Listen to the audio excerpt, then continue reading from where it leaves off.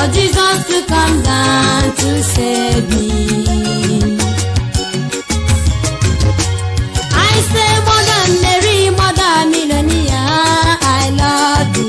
Mother Mary, Mother Milonia, I love you. Nemu jaso papa ndutu tumonia. Mother Mary, Mother Milonia, I love you. Asino wadundugi mama muo nne maga imadugi. Mother Mary, Mother Milonia, I love you. Mother Mary, Mother Milonia, I love you. Mother Mary, Mother Milonia, I love you.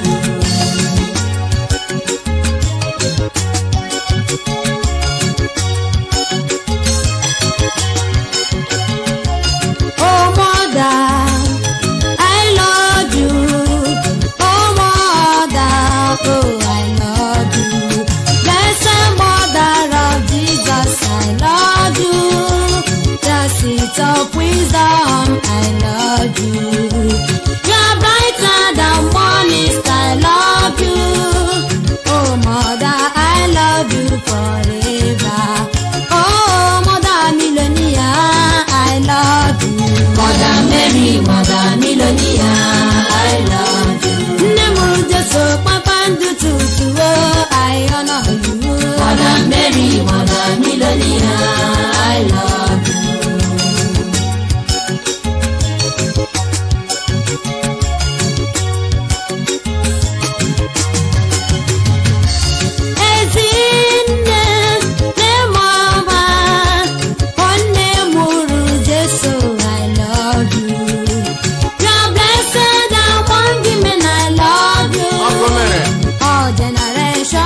Call you blessed. I honor you. Mother Mary, Mother Milonia, I love you. Asinu wadunjogi ezine magari madigi. Mother Mary, Mother Milonia, I love you. Nemu jeso papa ndutu, oh I honor you. Mother Mary, Mother Milonia, I love you. Maria,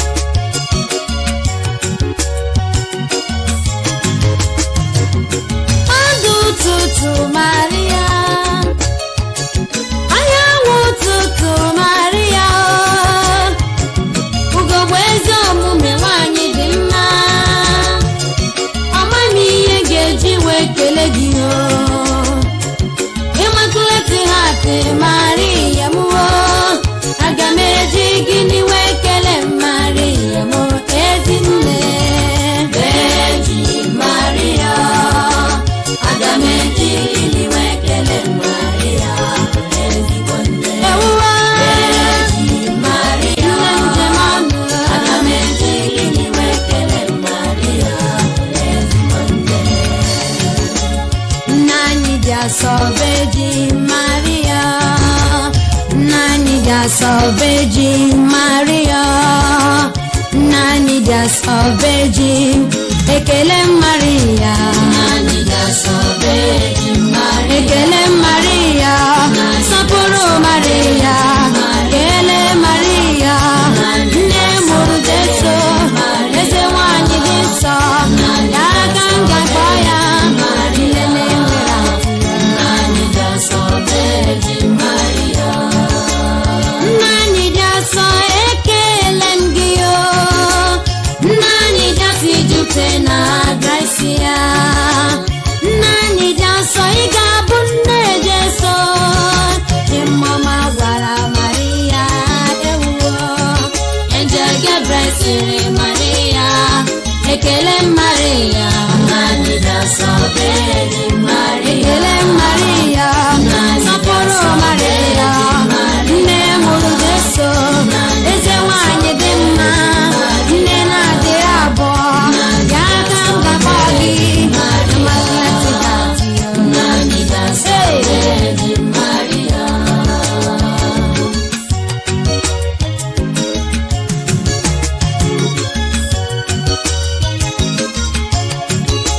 Nna anyị dị asọ, nna anyị dị asọ, nna anyị dị asọ Virgin Maria, nna anyị dị asọ, ekele m gị o. Nna anyị dị asọ ijute na Gracia, nna anyị dị asọ Virgin, ekele Maria. Nna anyị dị asọ Virgin Maria, ekele Maria, ekele eze nwanyị, eze nwanyị dị nsọ, kpakpando toro, ugogbe eze omume, ya aka m ga-akpọ ya nne na-enwere atụ. Nna anyị dị asọ Virgin Maria, nna anyị dị asọ ka mụ dị n'elu, nna anyị dị asọ, ekele m gị. Nna anyị dị asọ, kwa gị mụrụ onye nzọpụta. Nna anyị dị asọ Virgin, ịbụ Virgin Mary o, eze nwanyị dị mma, nne na-enwere atụ, kpakpando toro, ịgbara ike ndị ọya, nne na-enwere atụ, eze nwanyị dị nsọ. Nna anyị dị asọ Virgin Maria.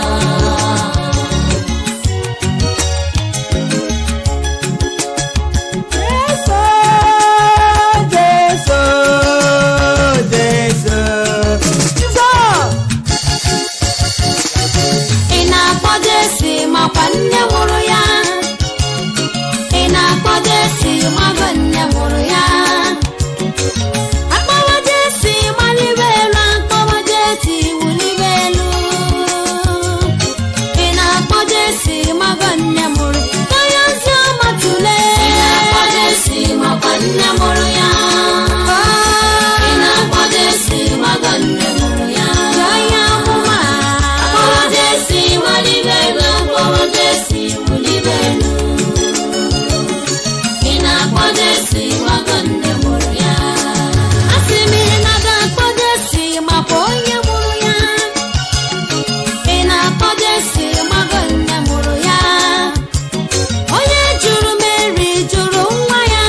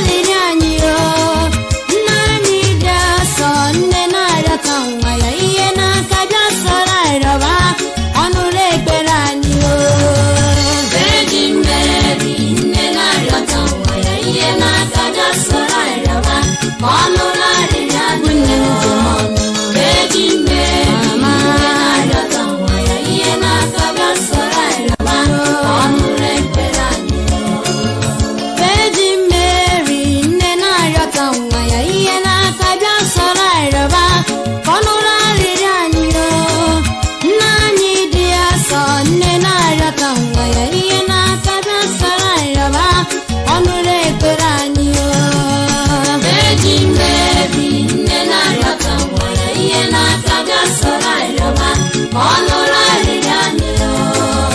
Virgin Mary nne na-arịọta nwa ya ihe n'aka bịa soro anyị rịọba ka ọ nụrụ ekpere anyị.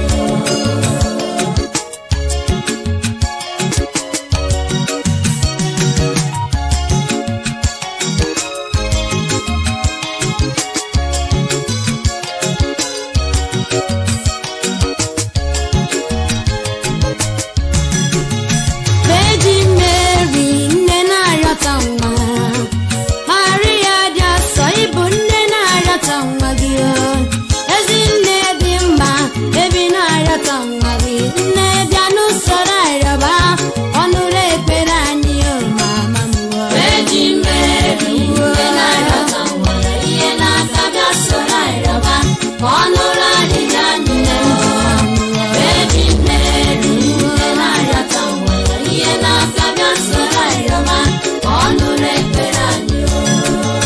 Virgin Mary nne na-arịọta nwa ya ihe n'aka bịa soro arịọba ka ọ nụrụ arịrịọ anyị. Ezi nne dị mma nne na-arịọta nwa ya ihe n'aka bịa soro arịọba ka ọ nụrụ ekpere anyị. Virgin Mary nne na-arịọta nwa ya ihe n'aka bịa soro arịọba ka ọ nụrụ arịrịọ anyị. Virgin Mary nne na-arịọta nwa ya ihe n'aka bịa soro arịọba ka ọ nụrụ ekpere anyị.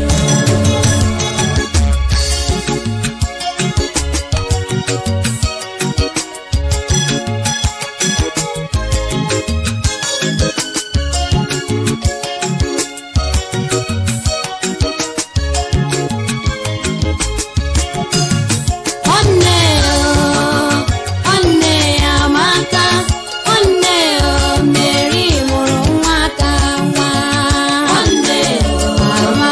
Nwanne Amaka, nwanne Mary mụrụ nwa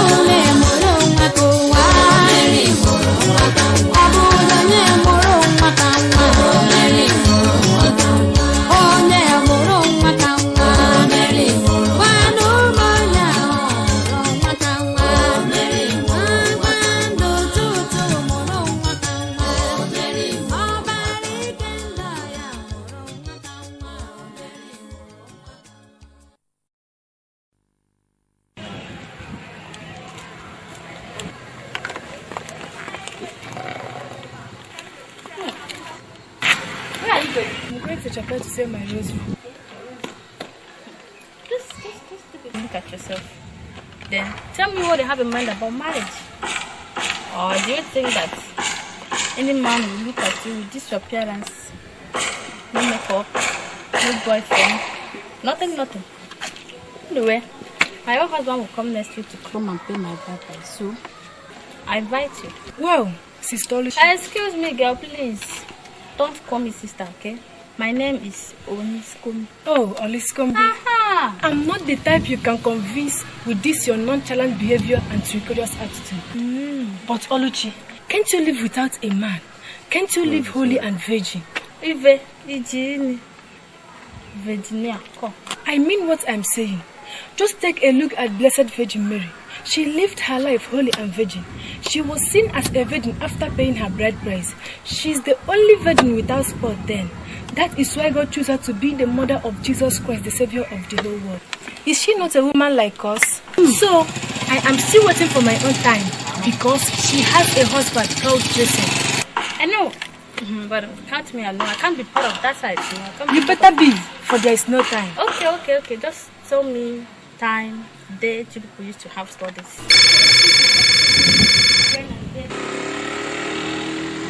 Hello, who is speaking? Which him? What? What have you just said? Please repeat.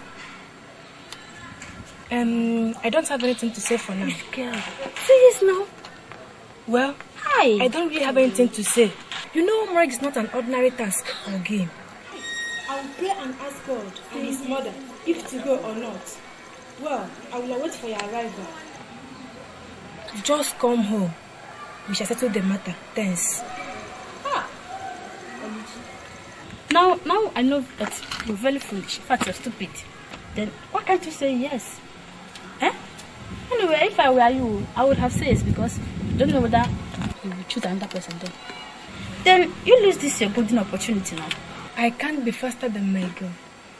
Mary did not rush into marriage and was blessed and successful. So, I will wait upon the Lord. Better wait too. By the time you will wait upon the Lord. Sister Oluchi, it's like you have forgotten that our blessed Mother Mary is up there caring for us.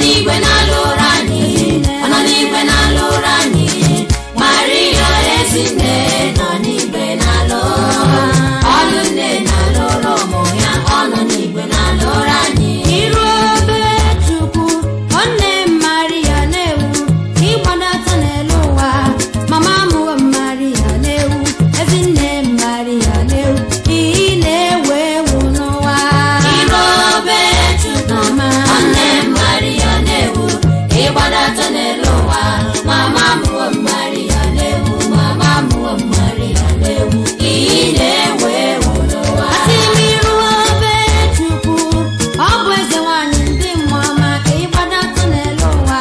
Mama mụwe Maria na-ewu iru n'Ọnịcha do, ọ nne Maria na-ewu ịgbadata n'ala Aba. Mama mụwe Maria na-ewu iru na Lagos, ọ nne Maria na-ewu nwanne ịgbadata na Aba. Mama mụwe Maria na-ewu ezinne Maria na-ewu ihe na-ewu ewu n'ụwa. Iru be Chukwu, ọ nne Maria na-ewu ịgbadata n'elu ụwa. Mama mụwe Maria na-ewu, mama mụwe Maria na-ewu ihe na-ewu ewu n'ụwa.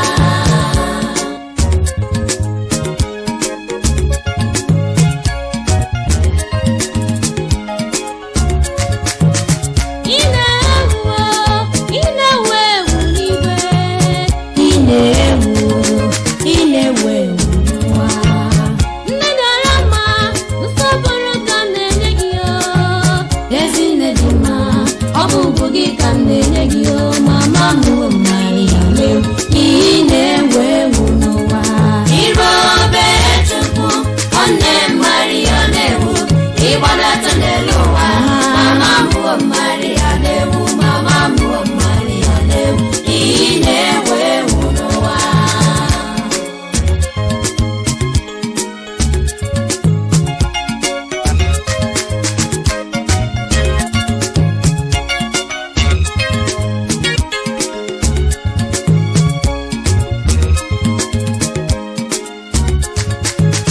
Ị na-ewu ewu n'igwe, ị na-ewu ewu n'ụwa. Nne dịara mma, nsọpụrụ ka m na-enye gị o. Ezinne dị mma, ọ bụ ugwu gị ka m na-enye gị o. Mama mụwe Maria na-ewu ihe na-ewu ewu n'ụwa. Iru be Chukwu, ọ nne Maria na-ewu ịgbadata n'elu ụwa. Mama mụwe Maria na-ewu, mama mụwe Maria na-ewu ihe na-ewu ewu n'ụwa. Dibe Maria dibe, jọ ndị ụwa na-agba gị anya mmiri. Dibe anyị na-arịọ gị nne Maria mụọ, dibe wezi n'iwe. Dibe Maria dibe, jọ ndị ụwa na-agba gị anya mmiri. Dibe anyị na-arịọ gị nne Maria mụọ, dibe wezi n'iwe. Onye dibe nụọ Maria dibe, jọ ndị ụwa na-agba gị anya mmiri. Dibe anyị na-arịọ gị nne m ji anyị isi o. Dibe wezi n'iwe. Dibe Maria dibe, jọ ndị ụwa na-agba gị anya mmiri. Dibe anyị na-arịọ gị nne Maria mụọ, dibe wezi n'iwe.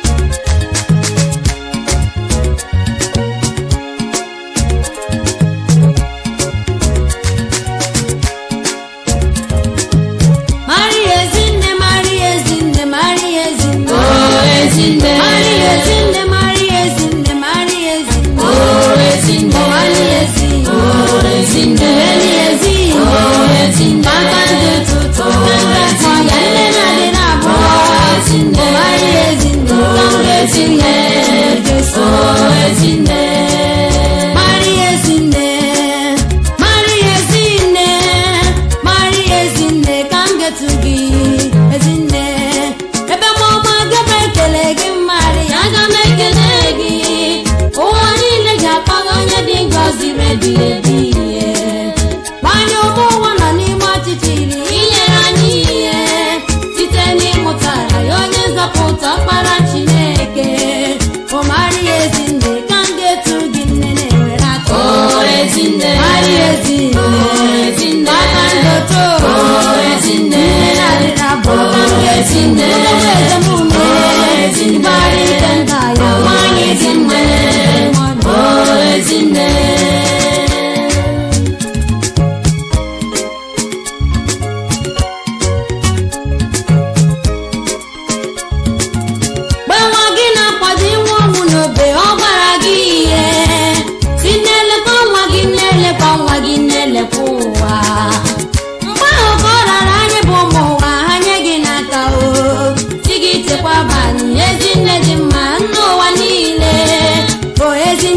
So can get to Guinea na derabo. Oh Ezinne, Maria Ezinne, Ezinne, Babando Toto, Ezinne, Ibari Tendaya, Wani Ezinne, Jamatu, Ezinne, Maria Ezinne, Kanga Kone, Rato, Ezinne.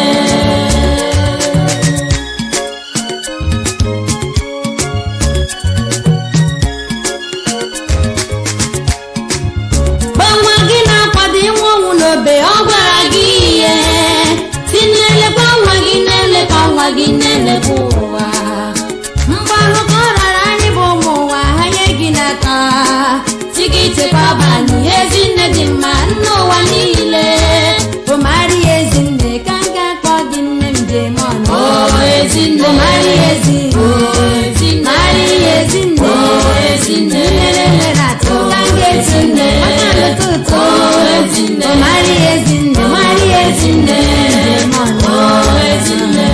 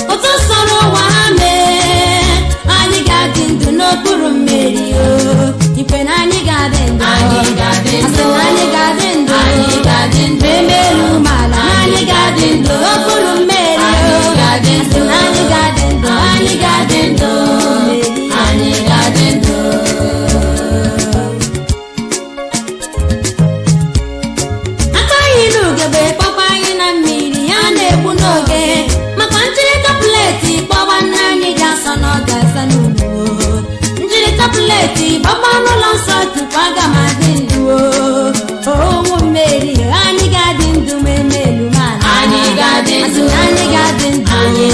abulo turu Mary ani gadindu nem jamata ani gadindu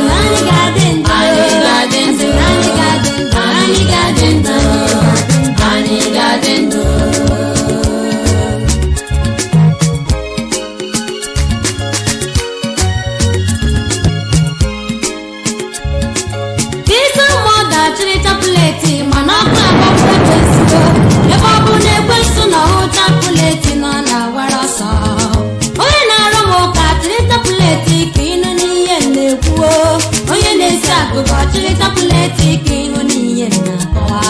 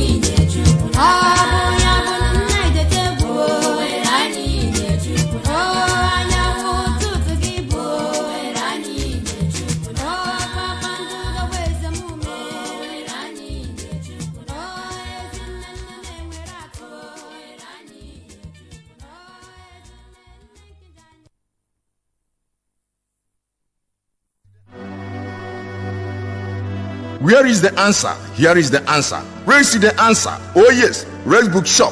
Are you searching for books on Catholic doctrine and teachings? Are you looking for the spiritual books to enrich your soul? Search no more. Come to Rex Bookshop. We are the leading name in the world of sacramentals, religious audio cassette, video cassette, CD, priestly vestment, theological books, gift items, and many others. When you are looking for the best, come to the best place. The best place is Rex Bookshop. Our prices are moderate and affordable. Contact us at Christ the King Cathedral, CKC Aba. Phone 080-585-42805. Rex Bookshop, the leading name in the world of religious items.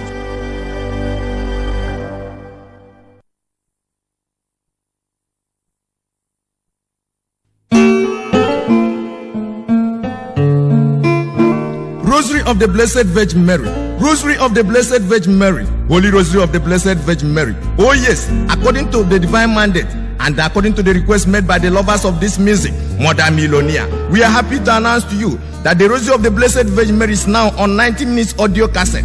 The joyful mystery, the light mystery, the sorrowful mystery, and the glorious mystery. All 20 decades with their biblical quotation and soft hint. Rosary of the Blessed Virgin Mary. Remember, it is not ordinary cassette, but sacramental in English and Igbo version.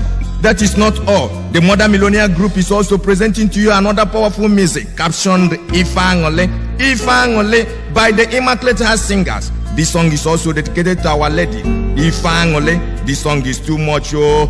And the complete Rosary of the Blessed Virgin Mary, they are all in the market. Get your copies now.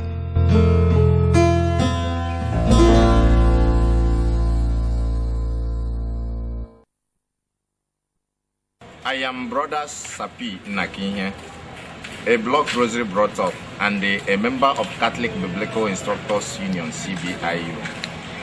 By God's grace, I am the founder and director of Sapi Music Foundation Limited. We are the modern producers, entertainers and marketers of all kinds of music.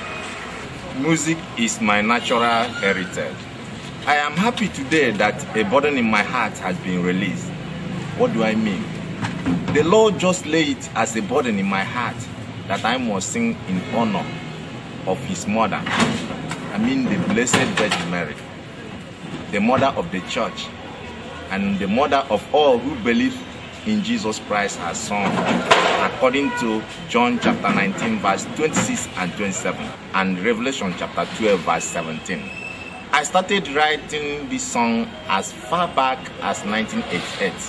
In fact, Mother Milonia is more than 8 volumes. They will be coming out in production one after the other. I could not put them together as a recorded work by then because of my poor financial background and nobody to sponsor. What I normally do is whenever we went out for crusade or conference, I would just sing some of these songs and people will go home with them, start singing them in the church. But today, I am happy that Mother Milonia is now on cassette, CD, VCD, including the 90 minutes audio cassette of the Blessed Virgin Mary. I mean the Rosary of the Blessed Virgin Mary. This company also have another powerful music captioned Ifangale. It's also dedicated to Our Lady. Ifangale is a song by the Immaculate Heart Singers. They are all in the market. My special thanks goes to Reverend Father Lars Opaka, my parish priest, and Reverend Father Batu Norom. They are my spiritual pillars. I also want to appreciate the effort of my junior sisters Nkechi and Nkiru for their fast learning during their training for this song and its demonstration. So I'm thanking those my sisters for being humble, receiving the punishment I was giving them during the time of their training.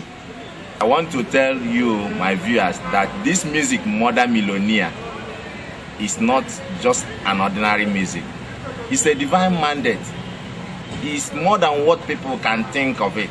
So I want to ask you, my viewers, if you can sing in honor of ordinary first lady of a country or ordinary Ezinne in the church, why can't we sing in honor of the mother of our Savior Jesus Christ? This time around, I want to make it clear. People do call me Onyisi Okanga.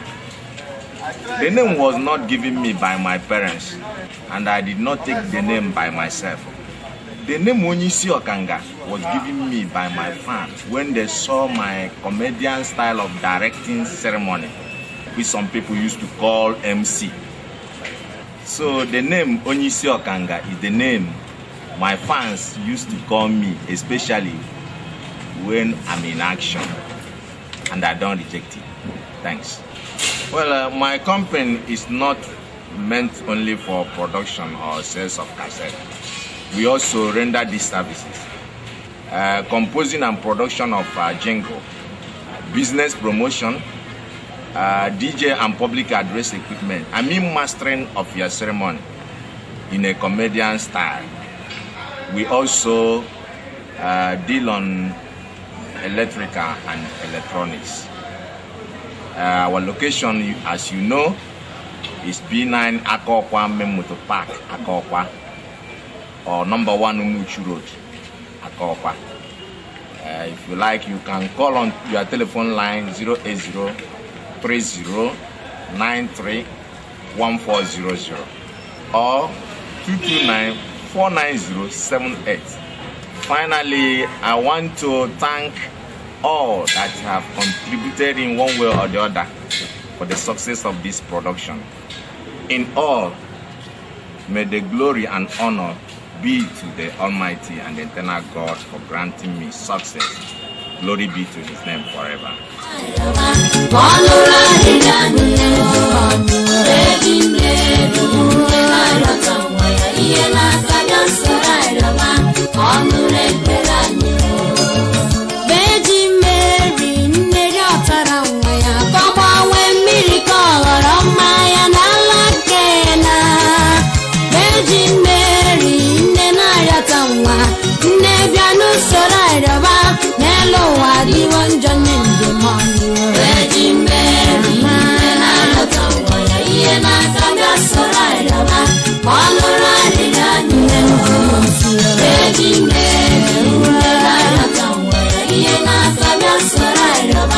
On